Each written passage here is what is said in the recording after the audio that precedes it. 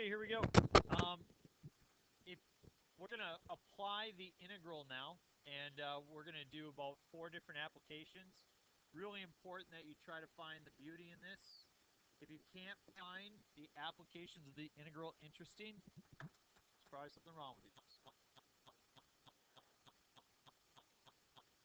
the idea today is that we want to find the area bounded between two curves. So I'm just going to set up two curves. We're going to call it F. We're going to call it G. We're going to look at the interval from A to B. Okay? No, it's not. And so it could be, but it's not. So as you look at this graph right here, I want to be able to find this shaded area where my hand is right now. Okay? That's what I want to be able to find.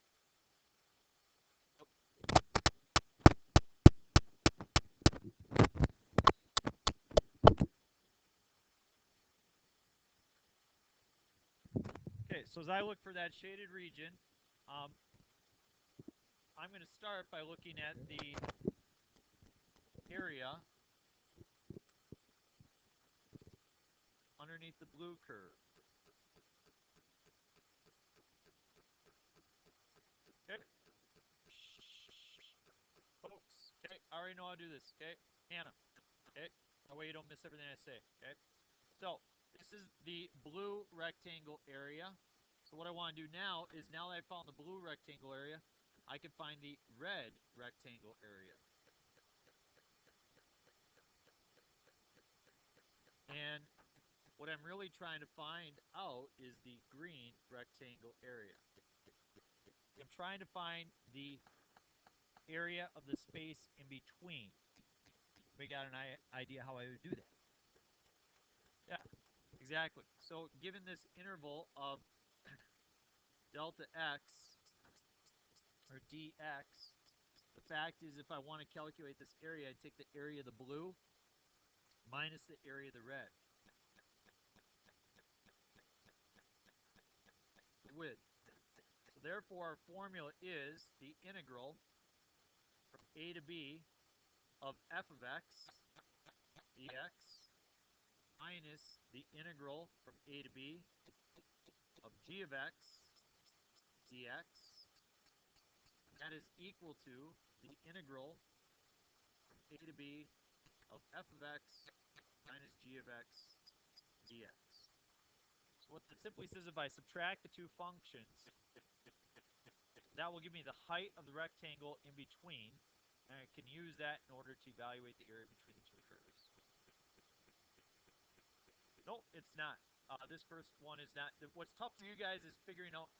What's tough for you guys is figuring out how to graph them. So you have to be able to graph this stuff. So a lot of times in your assignments, you're like, do I have to graph that? And my response is, you should be able to graph everything. So this, yes, you have to be able to graph the stuff you see now. Otherwise, you're not going to know the space that you're working with.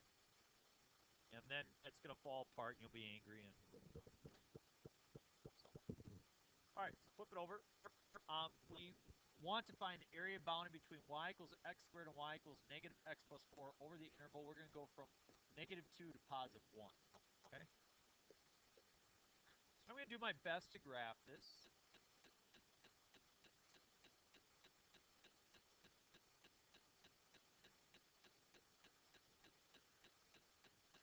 Uh, we could go from negative 2. So x squared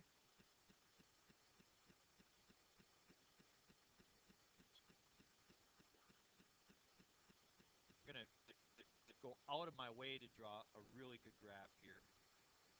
X squared has a spot at 0, 0, 1, 1, 2, 4, 3, 9.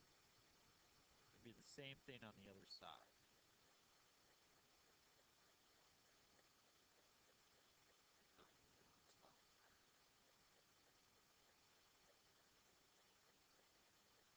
Just plug in your x value and square it, right? If you plug in 0 and square it, you get 0. If you plug in 1 and square it, you get 1. Plug in 2 squared, you get 4. Plug in 3 squared, you get 9.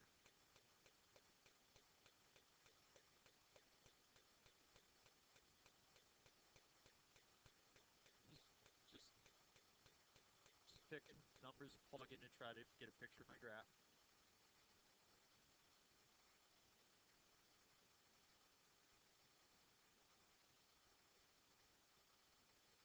And then I have y equals negative x plus 4.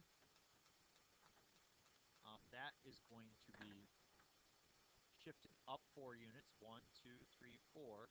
And it's going to have a slope of negative 1. Go over 1 and down 1, over 1 and down 1.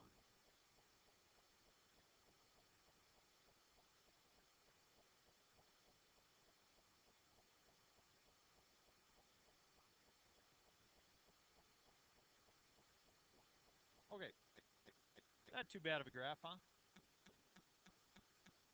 Yep, that's all I did. I graphed it.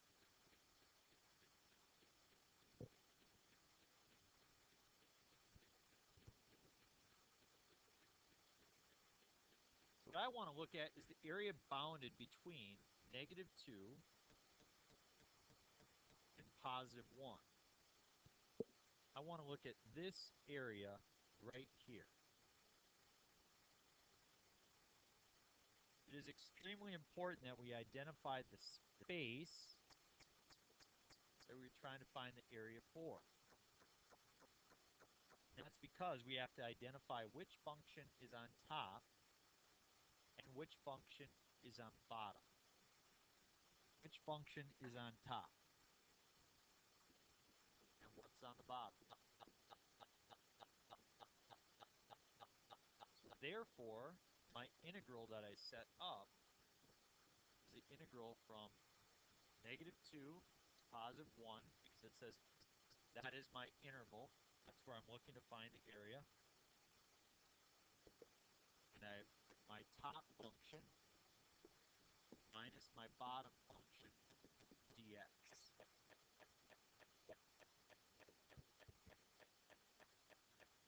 Go. These, we could have picked out 0.5. We could have picked out 0.1. We could have. All I'm doing, folks, is just trying to come up with a graphical representation. So if I would have done it on my own, I would have just done this. I wouldn't have even plugged anything in. But my question is, how confident are you about the graph? I know what both these look like, and I know approximately where they intersect. The reason why I plugged in very specific values is I'm not so sure you know that. So you've got to be confident about the space that you're working with. We are working with really that space right there. So I was just trying to generate some x and y values to get you a really, really good picture. Yes, because it's the bottom function. Yeah. I can't say right now, this is f and this is g, or this is g and this is f. You have to graph it and understand what's the top and what's the bottom. Okay? All right. So I have this piece. I'm now going to integrate. So I have the antiderivative of negative x squared over 2. Antiderivative of 4 is 4x, and antiderivative of negative x squared is negative x to the third over 3.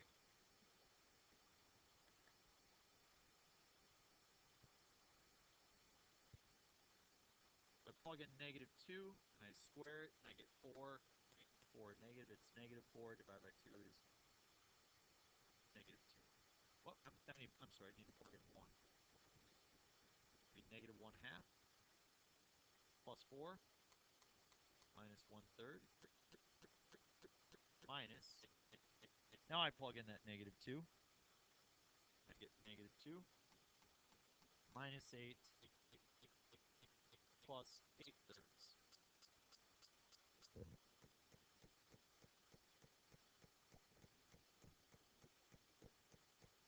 Or negative 1 half plus 4 minus 1/3 plus 2 plus 8 minus 8/3. 4, the 2, and the 8 make 14. The negative 1/3 and the negative 8/3 makes negative 3. Minus 1 half, so 11 minus 1 half, or 21 over 2.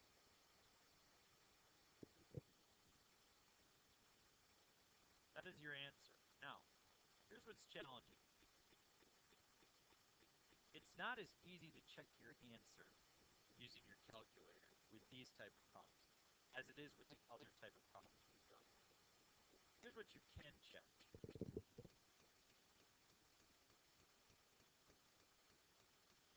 I can plug in negative x plus 4 minus x squared.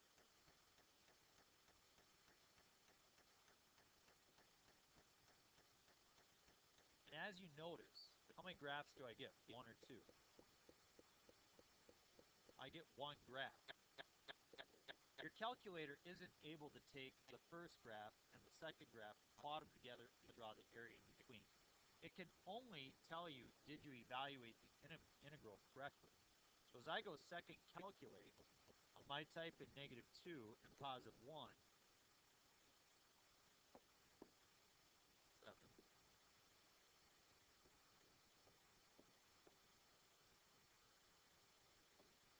What's happening?